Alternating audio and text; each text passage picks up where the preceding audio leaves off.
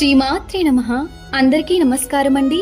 లలితా సహస్రనామంలో 78వ శ్లోకం. భక్తి మత్కల్పలతిక పశుపాశ విమోచిని సంహృతాశేష పాషాండ సదాచార ప్రవర్తిక.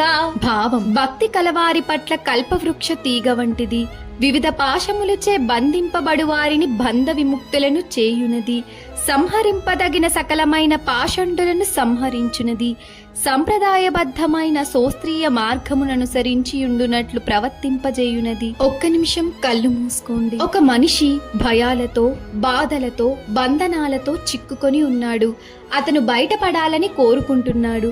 ఆ సమయంలో ఒక దివ్య కాంతి అతను ముందుకు వచ్చింది. అదే అమ్మవారు. ఆమె కల్పవల్లిలా భక్తుల కోరికలను ఆలకిస్తోంది, భయపు గొలుసులను తెంచుతోంది, అజ్ఞాన అంధకారాన్ని తొలగిస్తోంది, మెల్లగా అతని సత్యం, ధర్మం, మంచి మార్గం వైపు నడిపిస్తోంది.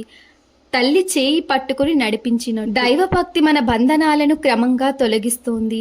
మనము మంచి మార్గంలో నడవడానికి ప్రయత్నిస్తే దైవం మనకు దారి చూపుతుంది. లలితా అమ్మవారి కృప మన అందరిపై ఉండాలి. ఆమె మన జీవితంలో భయాలు, బంధనాలు తొలగించాలి. శ్రీమాత్రే నమః.